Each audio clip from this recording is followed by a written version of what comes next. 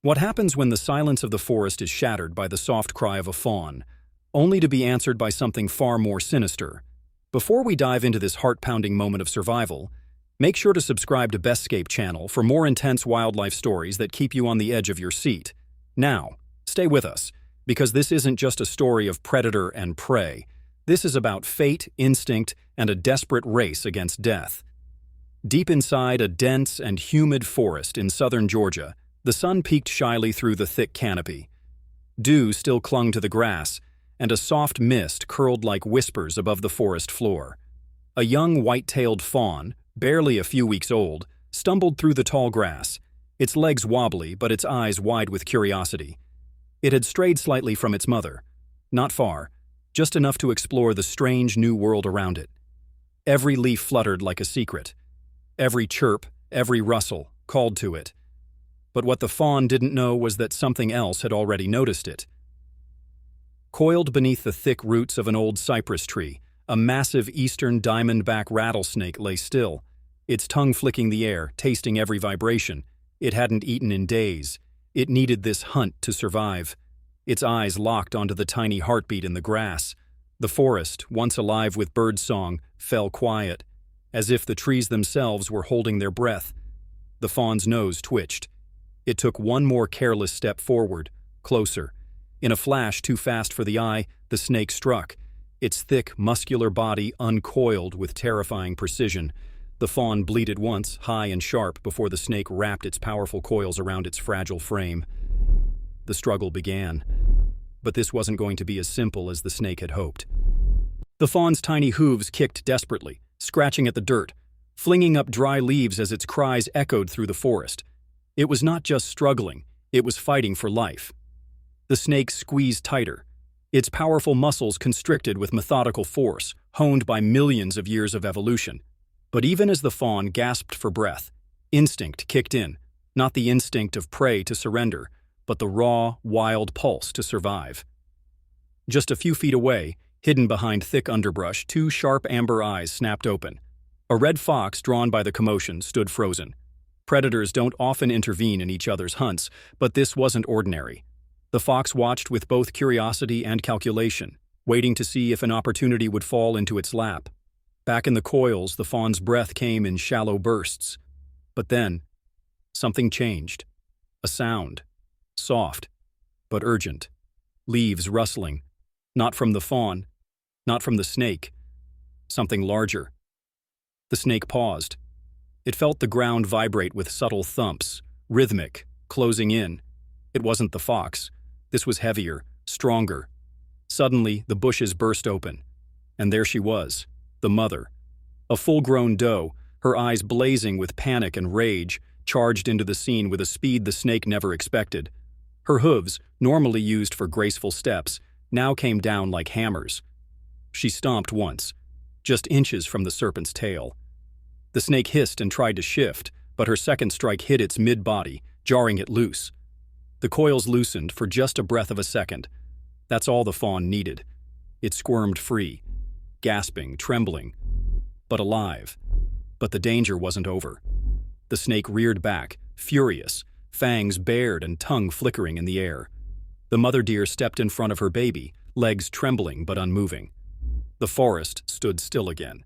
Predator and protector now stared each other down, and in the shadows the fox took one cautious step forward. The fox moved like a whisper, low to the ground, ears perked, eyes flicking between the snake and the deer. It wasn't loyalty or kindness that kept it there. It was hunger.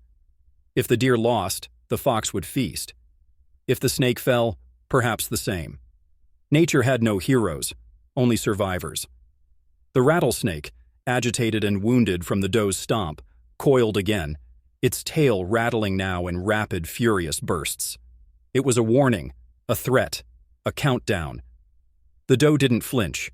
She lowered her head slightly, nostrils flared, heart racing in her chest. She had no claws, no fangs, but she had one thing the snake didn't: a reason to fight beyond hunger. The fawn lay behind her, trembling, watching everything with wide, terrified eyes. Then, like a strike of lightning, the snake lunged. The doe dodged, just barely. The fangs scraped her shoulder but didn't pierce. And in that same heartbeat, she spun and kicked back with her hind legs, directly into the snake's head. The blow was brutal. The snake tumbled, stunned, its body twisting violently as it tried to regain control. But it was too late. The doe pressed forward, striking again. The forest echoed with the sharp, snapping sound of hooves against scales. Finally, the snake slithered backward, defeated, wounded, and beaten. It vanished into the underbrush, leaving behind the scent of danger and the silence of retreat. The doe stood panting. Her legs shook not from fear but from the sheer force of what she had done. Behind her, the fawn slowly stood up, taking tiny, hesitant steps toward its mother. Their eyes met, one filled with gratitude, the other with fierce, protective love. But the forest wasn't done watching. From the shadows, the fox stepped out fully now, its fur catching a ray of filtered sunlight, its eyes locked onto the fawn again. The battle was over, but the war for survival? It was just beginning. Fox crept closer. Not fast. Careful. Calculated. Its paws made no sound against the forest floor. It wasn't the type to chase. It was the type to wait. To pounce when all hope had gone quiet. The fawn, still weak, stumbled against its mother's side. The doe turned slightly, her ears catching the faint sound behind her. Her instinct screamed again. She spun around, and there he was.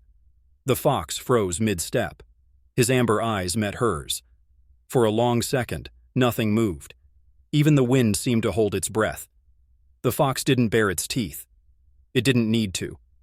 Its presence alone was enough to threaten. It was the forest's silent assassin, swift, cunning, always watching. But this was not its moment. The doe lowered her head, took a bold step forward, and scraped her hoof against the ground. A silent message. Not today. The fox tilted its head, calculating again. It wasn't fear that made it stop. It was judgment. The fawn, protected. The doe, alert. Too much risk. Too much effort. Without a sound, it turned and vanished into the thickets, melting into the forest as if it had never been there. The doe exhaled slowly. Birdsong returned, hesitantly at first. The mist had cleared, and golden rays filtered through the treetops. The forest seemed to exhale too, as if relieved that life, just this once, had found a way. The fawn leaned into its mother. She licked its ear gently, and together they began to move, slowly, silently, deeper into the safety of the woods. Behind them, the ground told the story. Crushed leaves, disturbed soil, the imprint of a struggle. But no blood, just survival. And in the ever-watching eyes of the forest, another story had been written. One of danger, instinct, and a mother's unshakable will. This was not just a fight for life. This was nature's balance, raw, brutal, and beautiful.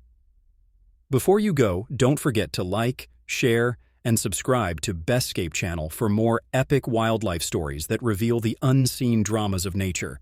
Because in the wild, every heartbeat is a story.